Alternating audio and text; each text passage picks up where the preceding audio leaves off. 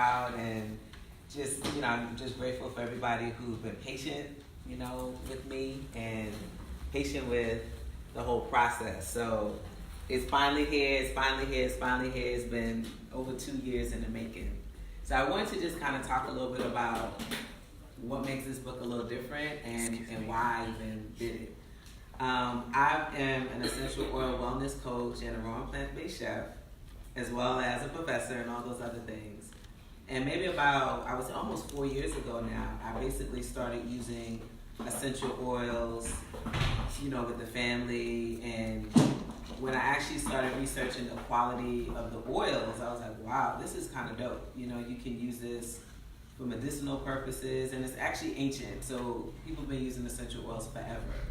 And it's nice that you're hearing people kind of coming back to old practices. But oftentimes when you think about essential oils, you're thinking about aromatic use, topical use. People don't really talk about using it internally, right? And usually people don't because of the kinds of oils that's out there on the market, because it's not the best quality. So when I came across this particular essential oil brand, I was like, wow, this is really good stuff. But no one's talking about how you can bring it into the food. So the teacher that I am, I make courses. That's what I've been doing for years. I was like, let me make a course on how you can use essential oils in food. And I actually had that course at Sevenanda for some time. But because it was kind of controversial, they asked me not to do it anymore because they said it was in competition with what their major brand. They completely said you don't ingest oils. So that was in conflict with them. So they were like, you can't do this class here anymore. So I was like, okay. So found another place to do the class. And then I was asked to go out to California to teach a bunch of women how to prepare foods using essential oils. And it was like maybe about 30, 35 people there. And they were like, wow. One is plant-based. I'm doing plant-based recipes, some raw recipes. And they were like, oh my gosh, how do you even do this? And I was like, oh my gosh, there are probably more people who just don't know how to bring all this stuff together and need the education.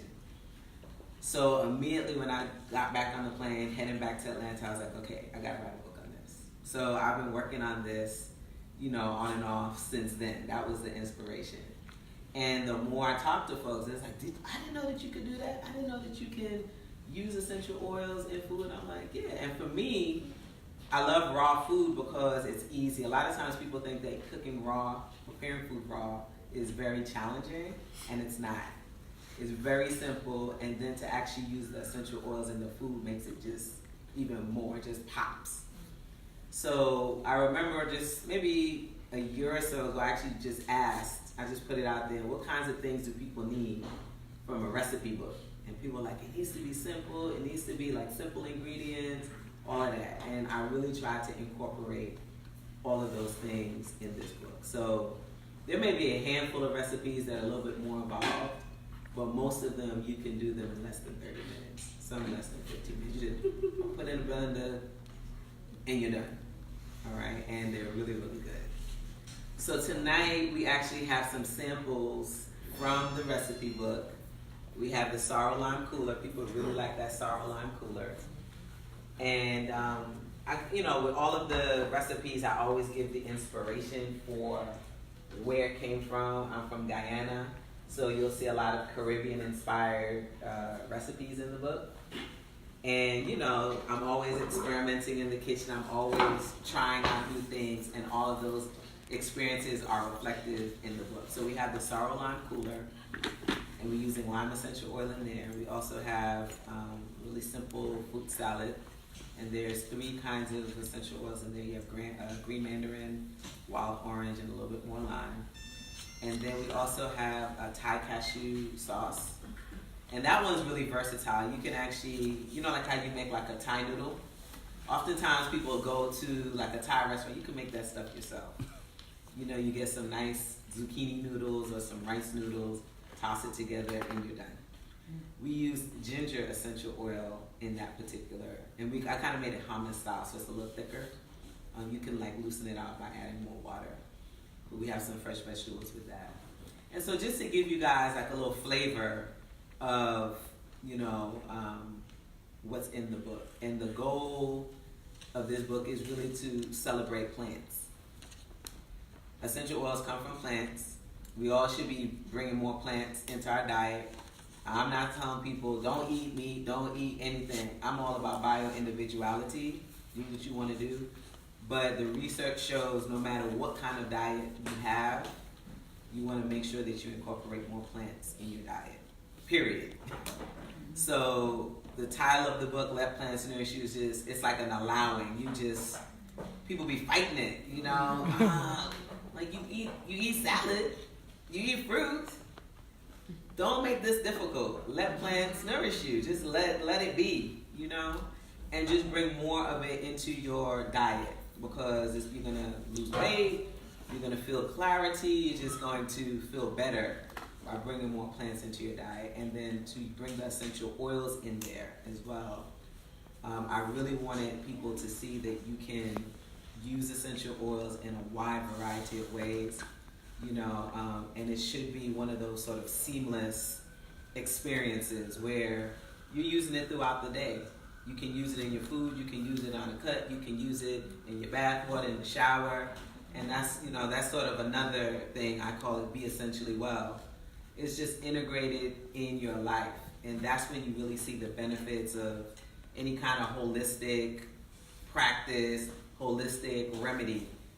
They take longer to work, but it's because you have to be consistent. You can't not everybody can just use it and get an immediate result. You have to be consistent, and over time you'll definitely see and feel yourself opening up. So Let Plants Nourish You is a gift from me to y'all. I know there's a lot of cookbooks out on the market, but this one's a little different. And I actually did my work. I was like, man, ain't nobody doing this like this. And I mean, there are a few people who are doing it, but they're not doing it like this. Right. But I ain't saying all that, but it's a little different. So it's my gift to y'all, and please share it. And I also was very intentional every step of the way. The book is done with a spiral bound because I wanted it to be functional. When I use recipe books, the big hardcover ones, they're beautiful, but they just stay on my bookshelf. You can't, you trying to cook, your hand all dirty and they're flipping back. So I said, you know what? I want this thing to be functional. I want you to be in there using so you can turn back the pages. So that's why it's in the form that it's in. And if you look on the back of the book, they're like clear pages so you can actually take notes. All right. In each recipe, there's also a little bit of space that you can take notes. My big thing whenever I cook, this was a hard book for me to do because I'm very much like I just add a little bit of this and add a little bit of that, but I realize that a lot of people aren't like that. They want structure. Okay, how much of this? Because more and more people aren't cooking, so they want more direction. So it was very, very challenging to create that structure, but we did it. But I'll also say that is, I was trying to be mindful of everyone's palate, but a recipe book is really about inspiration. So you find something that you like, modify it, and then you can actually record how you modified it so that you have that record for later, all right? The other thing I want to highlight, and I ain't sure I was making fun of you. If you look at each recipe at the bottom, the very last ingredient, it says 1 pill. 1 pill. And it was like, what's that? Someone who got their book in the mail said to me, she's like, what's a pill? I said, you gotta read the introduction. Well, pill is an acronym. It means patience, intention, light, and love. Nice. Okay, and that's in each recipe. Because I really, really believe, the food that you nourish people with, it has to be done with care. Can't be rushing, can't be mad, can't be, it's medicine, right? So you gotta be intentional when you're preparing food for your family, for yourself, for anybody. And you have to do it with care, patience, intention, light, and love. And you know, I prepare food for folks. I have plant-based meals to go. And sometimes I pray over those meals. I'm like, I'm hoping that this is nourishing. I hope that they like it. I'm just kind of talking into the food and putting that good energy into the food. So I also encourage you, as you prepare any of these dishes or any dishes that you make for yourself or your family, put your pill. Put your pill in the food. This is my pill, right? I put my pill in my food for my family. Everybody's pill looks different. Everybody's pill is unique. So, but I think that that's something that we really have to get back to. We have to get back to preparing our own meals. Because there's so much crap out there. Yeah. Salty, MSG, GMO. You know, GMO, this, that, and the other. And you can just go home and take the time out, that's self-care, right? And make a meal for yourself, for your family. It's not that difficult. That's why I do the cooking show, to show people that this stuff is not hard, it's not beyond you. You can do it. And so, that's it. Do you guys have any questions about the oils that I use, or just anything at all? Anything at all? Anything? Anybody? Yes. What did you enjoy most about writing the book? I realized that as I wrote the book, I talk about food all the time, and I think that's probably a common thread with me and all my friends. I like cooking for people. Kiara will tell you that. Just, you know, there's so many people. Abba, I love cooking with Abba. I went to Vanya's house. I got you, I'll make something, you know, Aja, I'm doing, you know, she asked me to come and sample some of the things that she's doing. You know, we've had the swag, so I love making food for people and nourishing people, you know. And so in the recipe inspiration, the start of each recipe is sort of like a little message, like where those recipes come from. And some are from my mom, some are from me just experimenting with friends, me calling someone and saying, okay, how do you do this? And then I'm like, all right, that's how she do it. How can I do it my way? You know, and then chef demos. Just so y'all know, I've been in higher education for over 20 years. I'm a professor, I'm a math professor. That's what I do, right? And 6 years ago, I went to this place called the Living Foods Institute. And that really just changed my world, right? It's like, I want to do this. This is it. It's education, but it's like a different kind of education. And, you know, I just had the courage to just kind of go out there and do this different thing. I'm thinking, I need to have all this training. I didn't go to culinary school. But like life was the experience, right? I've been cooking since I was 10 years old. You know, latchkey kid, mommy calling me on the phone. Okay, I want you to do this. Take this out the freezer, and directed me how to make this dish and that dish on the phone at like 10, 11 years old. That's probably illegal. But I mean, I know how to cook a lot of different things. There are things I don't cook anymore, right? And so, you know, it was just nice being able to remember those things, you know, oh man, I got that recipe from, that inspiration from that chef demo 4 years ago. Or this sorrel, this is something we grew up with, you know. Or this is a drink that, you know, we have in Guyana, but it's not the healthiest. So how can I make it better, right? So it's always about trying to retool things, how to make things better, how to make it healthier, how to use less of the not so good ingredients and more of the good ingredients, and how to keep it simple for other people. So I think those memories, that's awesome. Anybody else? Say, cool, you have a question? No? Yes? What is one of your favorite essential oils? Ooh, that's a good question, Solomon. I have a few, but one of my favorite essential oils is lime. Lime. I think one of the things that's been really beautiful is to taste food again right? And the things that I might not have had before or not wanted to try before or had them, but just kind of trying them again. I was like, yo, this is kind of good. So to have a lime in a lime form and then to have lime essential oil is like a different experience. And then to experience the lime essential oil in foods, it's like, dang, this is incredible. So it just, and it's like you want to share that with people. You want them to have that sensation, like, this is dope. This is just different. You're not going to get that same from just squeezing lime juice in your water. You know what I mean? And so that's one of my favorites. I actually have more. My other favorite, y'all, is cardamom. Cardamom essential oil. It's so good. It's so beautiful. And it's a spice that's very scary because it's very pungent. But if you do it right, it's just like, oh my gosh. So I give you 2. Anybody else? Yes. In the book, do you give a source of where we can get the oils? Absolutely. So I'll just let y'all know I use Doterra essential oil. I'm a proud Doterra essential oil user.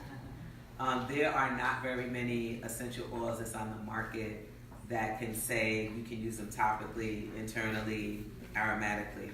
It's usually one of 3 or 2 of 3 of those.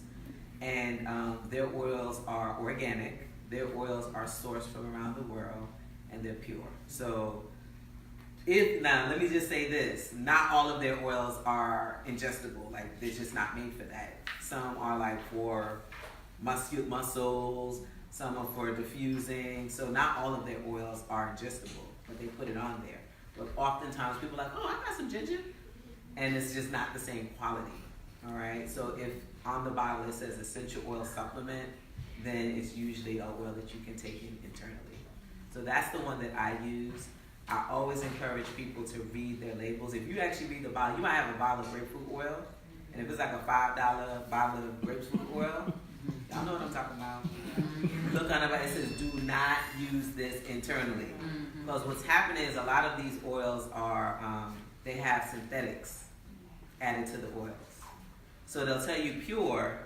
Part of it is pure, but not all of it is pure. So they can say pure because that market isn't really regulated like that. So, any other questions? Yes. What does Bee with 3 E's mean? Oh. So Beee is Good.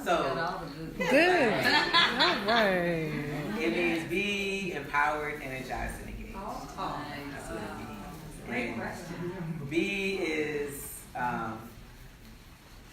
Bee is sort of my mantra. It's what my students call me. They call me Professor Bee. And the person who gave me the name Chef Bee, CP Scales, he's like, man, they call you Professor Bee. You should be Chef Bee too. I was like, I like that. That sounds good. But I came up with that acronym because I feel like you gotta live with purpose. So that's what I try to do with the Bee.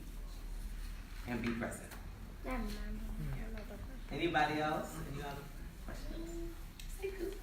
What fruits and vegetables do you usually use in your dishes? So like one of my favorite fruits and vegetables, like that, or I like a lot of I'm gonna give you a big word, cruciferous vegetables. Cruciferous vegetables. You know what that means? So there are certain kinds of greens. They're like collard greens, they're chards and kale and spinach and cauliflower. I like that. I like fruits. I like mangoes. Mangoes are some of my favorites. Tangerines. I really like all fruits and vegetables. There's really no fruit and vegetable that I don't like. I like them all. And I actually fell back in love with some of the ones that I wasn't crazy about because I've learned how much they offer us. Like I drink celery juice almost every day. Celery juice is really, really powerful. I was like, I used to like have my celery inside the crisper and it just like died. I buy like 5-6 bunches of celery like weekly because I'm juicing the whole thing like every day. So like once you learn all the benefits that these plants can give you, how they nourish your body, it's like you have this new love affair with them. Another one that I really wasn't excited about was radishes. And I fell in love with radishes again because they're cancer fighting foods. Like they have their from my understanding, there's like maybe 4 different components of a radish. 4 different components of a radish, 3 of which help to fight cancer cells. And I learned that when we did the cooking show in the Bahamas, and one of my good friends, we went to grad school together. She's a botanist. And you know, we were touring her farm, and she was like, "Did you know radishes?" She's like, "They're powerful." I was like, "I'm about to eat me a radish every day." So, you know, just when you start really doing your research and learning more about the plants that really just help your body to thrive and just heal, it's like, it's all here. You know. So I have a question, because you're a mathematician, and when I think mathematician, I think scientist, so Yeah. something that I think is the market is needing is a science-based cookbook that really breaks down like what foods are specifically good for what organs, and kind of like what you're talking about now. It would be so amazing if you could come out with something like that. Well, we kind of touch on little things, but absolutely, you're absolutely right. There are some that are out there like that. Okay. There are some that are like that. So, medical medium. Medical medium, he does something like that. So Medical medium? It's called the medical medium. And his book, he has recipes, and then he talks about the different foods and how they benefit the body. So check him out. Good stuff. Okay. Yep. Any other questions? I see some new folks coming in. Yes. What are one of your favorite dishes that you make? One of my favorite dishes that I've made, in the book or in general? Just in general. Gosh, I like lasagna. I do this vegan lasagna. It's so good. It is good. But it was too long. That's what I'm saying. Like it's a process to make that. I was like, man, I would love to, but it's too long. It's like long. But how do you make pasta with how do you substitute that without the eggs and all that? You could just use like a zucchini noodle. Okay. You could just get the spiralizer and you can use that. You know, carrots, butternut squash, so things like that. Different kinds of stuff. The yellow squash, you can use that. That's actually really nice because it'll make you think like it's white. It'll make you think, oh, I'm making pasta, and it actually has the flavor. You're like, wait a minute, it's kind of starchy. Yeah. Is this pasta? Like, it has some of the texture of it, so it's kind of cool. Any other questions? Yes. What's up, lady? Congratulations, beautiful. Thank you.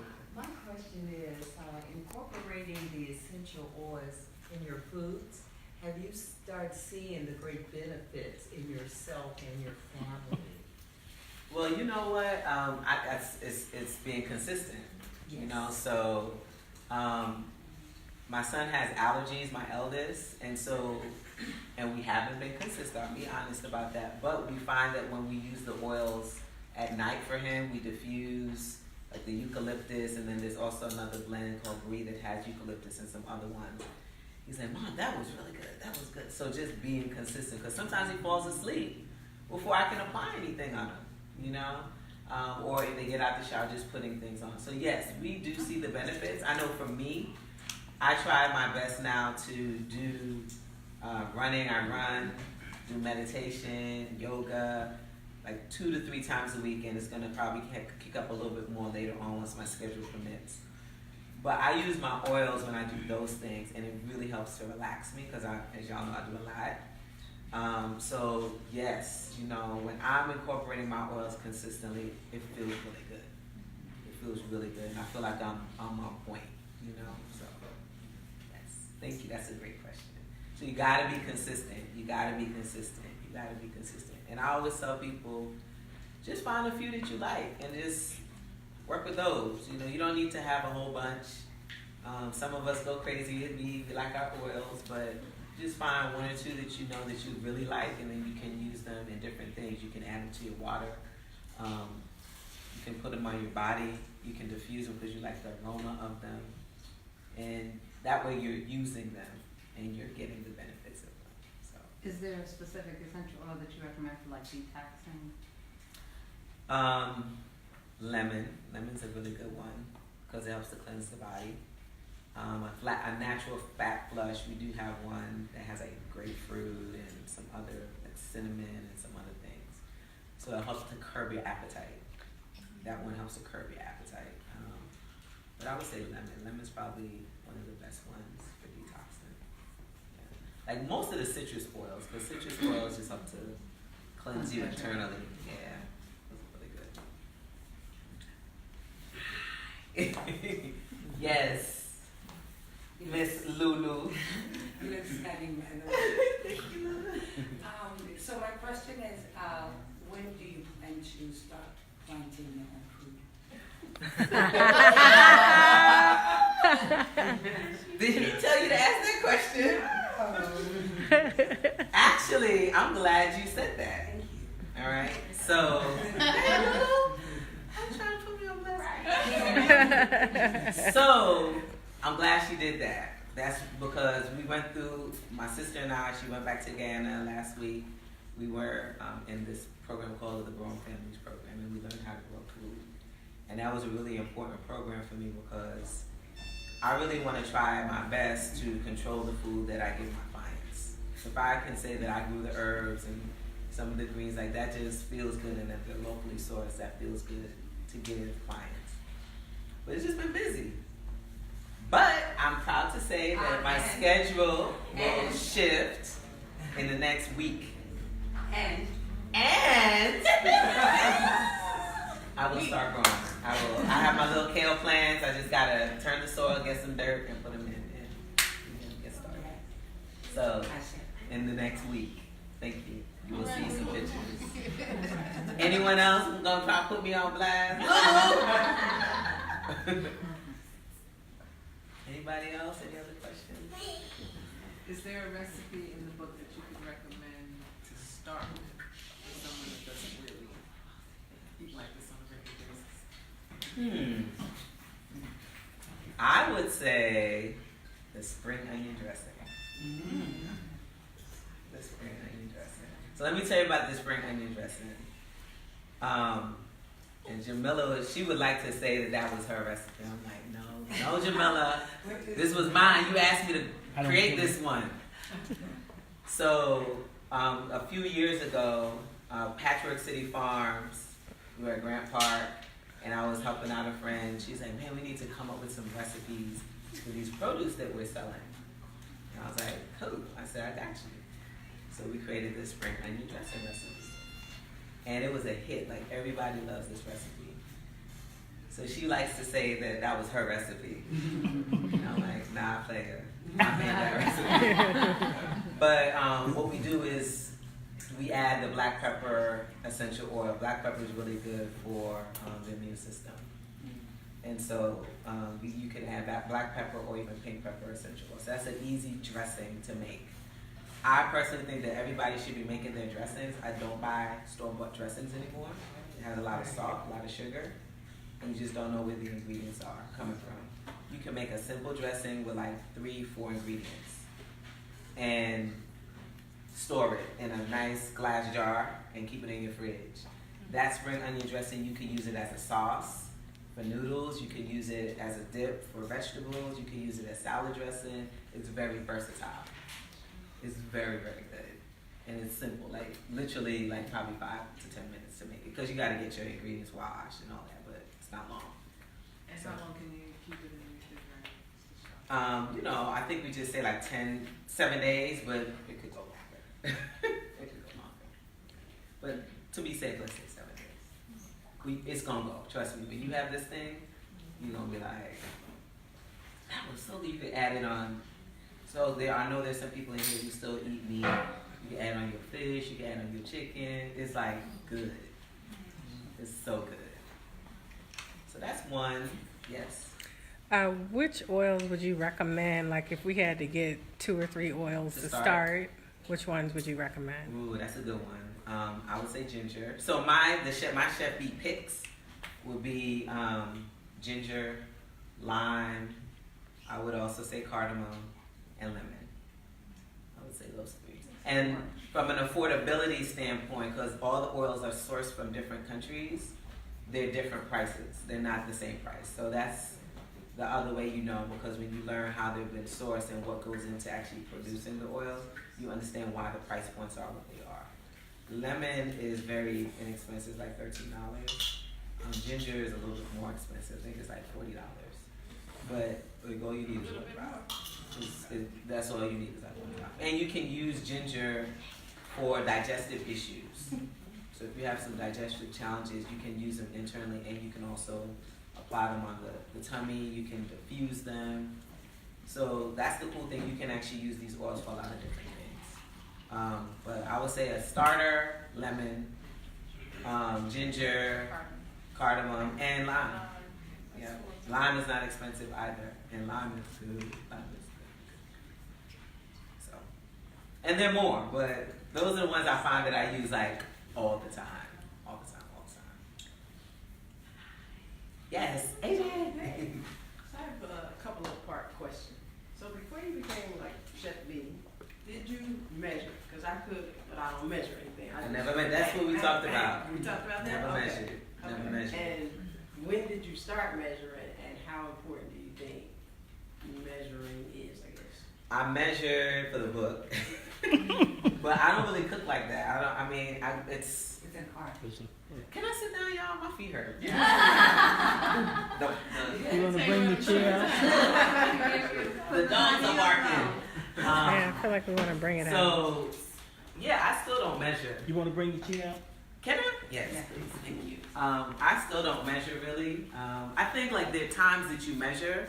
Like if you're baking, like I'm not a baker, but there's some things that I like to bake, so you have to measure because you want things to be. It's an exact science. Yeah. That is right. But like making sauces, I don't do a lot of salt. So like when I cook with Jamila, me and Jamila cook a lot together.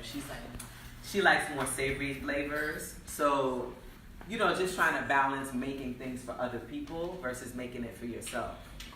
So for me, it's just very light, whatever. But when you're making it for other people, you have to just add a little bit more because you're trying to appease other people's palates.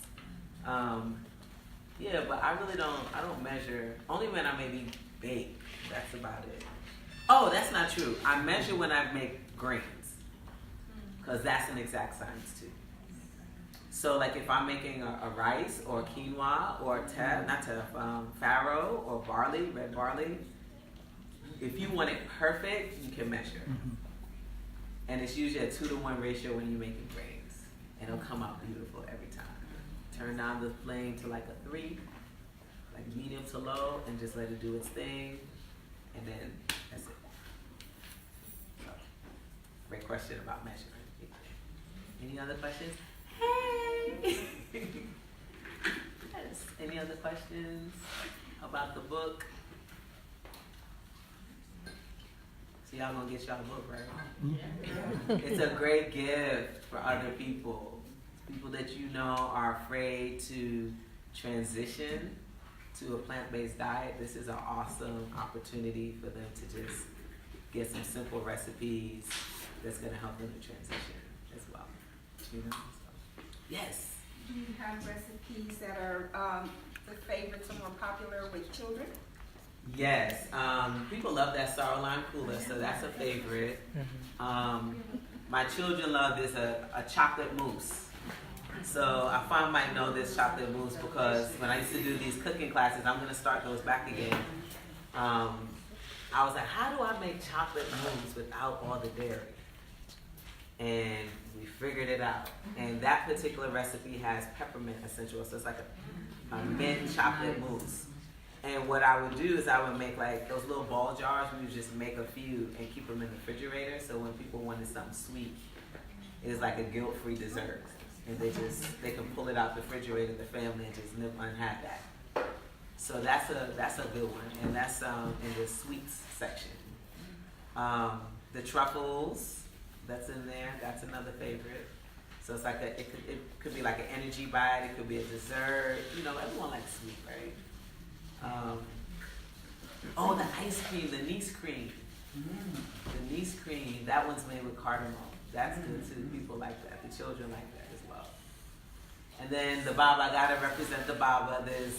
He doesn't cook, but he makes this one thing. It's called the soft serve.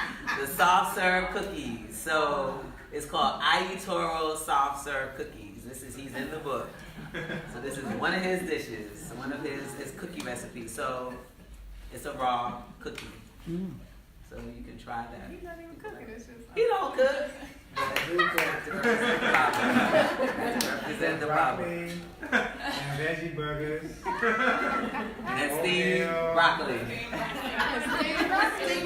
Steamed broccoli, oatmeal, veggie burgers.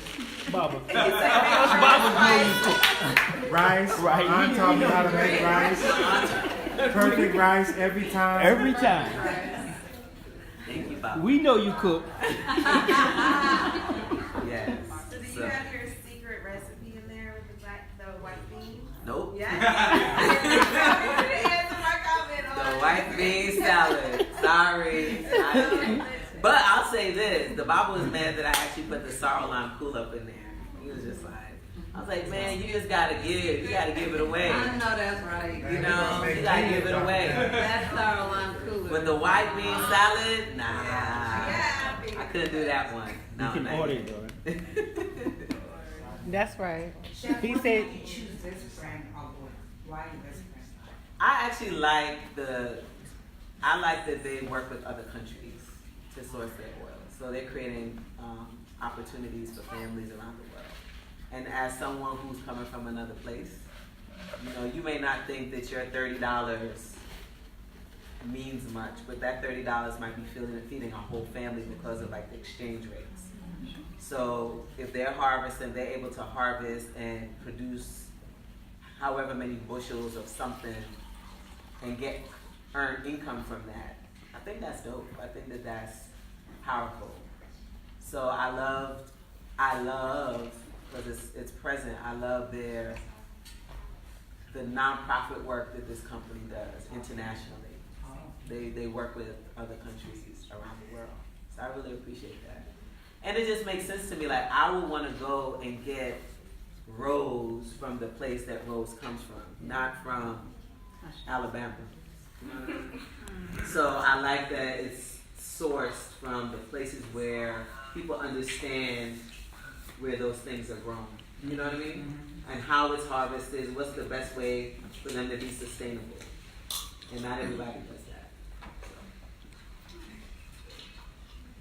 So. Anybody else? Great question. Oh, this is fun.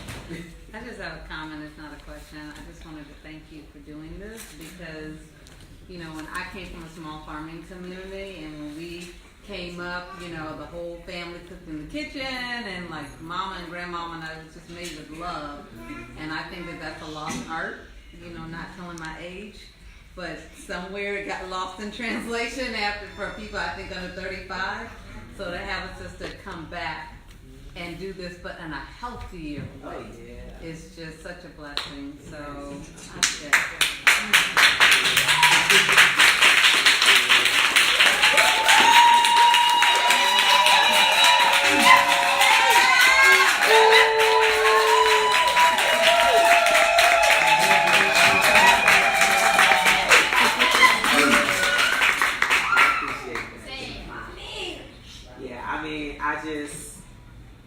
I grew up in Brooklyn, and I love our food. I love Chinese food, and I love the foods that I grew up on. But I know that they're just not the healthiest. You know, unfortunately, if we look at Africans around the planet, the foods, our indigenous foods, are not the healthiest foods. They satiate our soul, they make us feel good, they make us remember our life, our childhood. But when we actually think about what we're making, they're not thriving foods, you know? And so I'm just always trying to make it a little bit better. You know, and I think we all of y'all should be thinking like that too. You know, think about what foods you grew up on. How could you make it a little bit healthier? What could you take out? You know, and we have to get beyond that satiation. You know, I was talking to, who was I talking to about Ethiopian food? Just not just Ethiopian, but when the food tastes too good when you go out, y'all, I'm like, they using MSG or something. But the thing is, like MSG and some of these things are in so many different forms. You'll see a sign at a restaurant that says no MSG.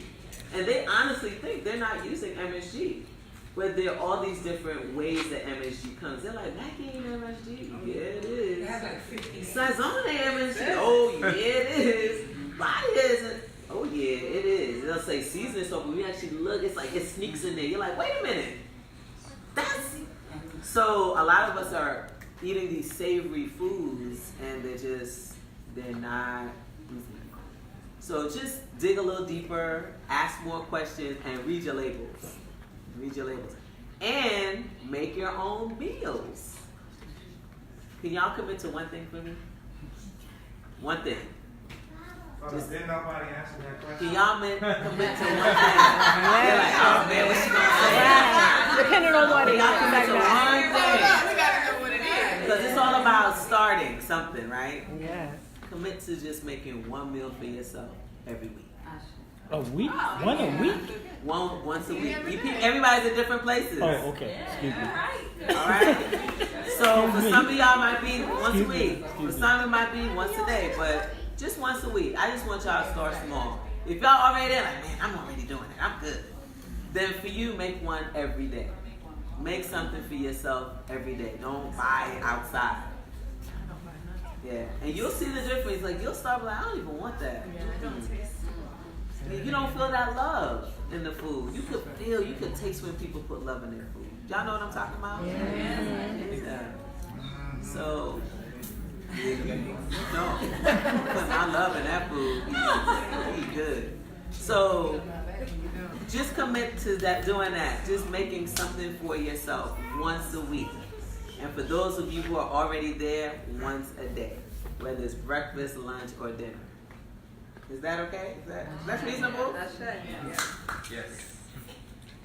All right. So, what we are offering people tonight, once you buy a book, you are entering in for a drawing. So there's 3 things.